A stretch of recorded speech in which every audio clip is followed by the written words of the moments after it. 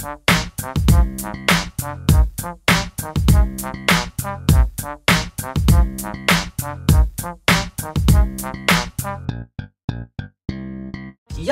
Kiwami is a complete remake of the original 2005 PS2 game.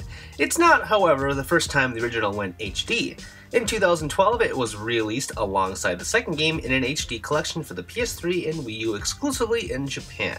So in a way, this is the West's first experience with the original since its debut more than 10 years ago. Follow me so far? Okay, well my first Yakuza game was the fourth installment on PS3 in 2011. I needed something to play that summer post-college graduation, and I always heard good things about the series. I rarely jump into a linear story 4 entries in, but I took the plunge and was wowed. It was quite simply awesome. I've since played the spin-off Dead Souls, Yakuza 5, and Yakuza 0 earlier this year. So I'm not exactly playing these things in the correct order, but they're great regardless. However, this steady deluge of Yakuza mayhem does create a problem. It may be obvious to say, but even if this is a remake, the game still feels a bit dated. Every title in the series has a slow start and equally weird lulls throughout their dramatic narratives. That's a given. But this game is slow with the capital O. The direction is all over the place too. It begins with Kiryu standing over the bloody body of a former family head, then it flashes back to a day prior, then back further, then back to the first flashback, which leads to the beginning, which then jumps ahead 10 years. I'm not even kidding. After that, it's still kind of in a prologue state for that first chapter afterwards. Basically, Kiwami takes forever to really suck you in.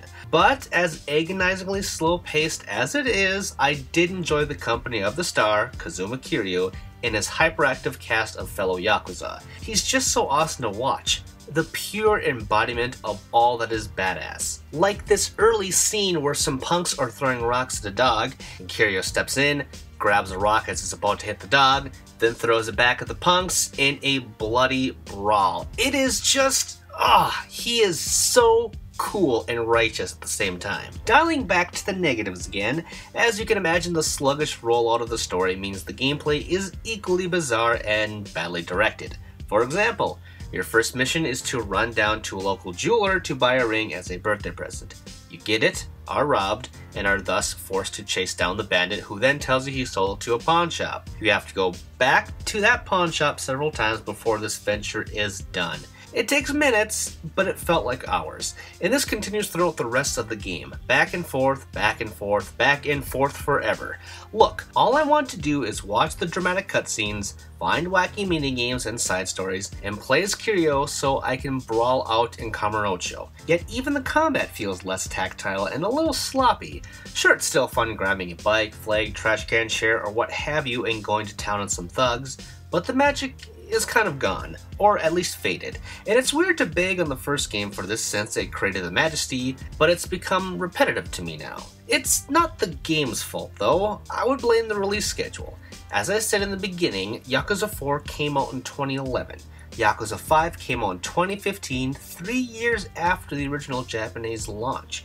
It was long overdue for Western fans, and I think that wait made the game better, but now in an attempt to catch up to the Japanese releases, I found myself not really longing for the series anymore. Again, Yakuza 0 just came out in January, and now this remake comes out 7 months later, plus the 6th game is due out in March. Too much of a good thing can be damaging and makes me realize the flaws of waging war in the same area time and time again, even if new scenes and new characters are introduced.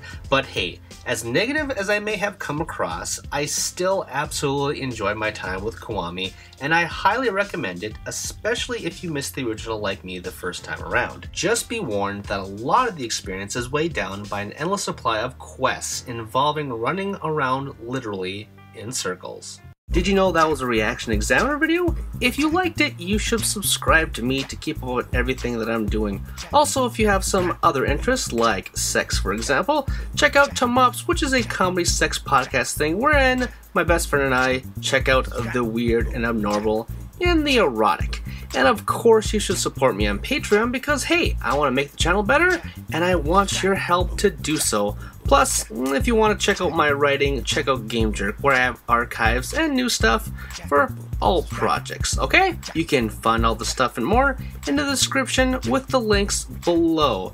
Thanks for watching, and I will see you all next time.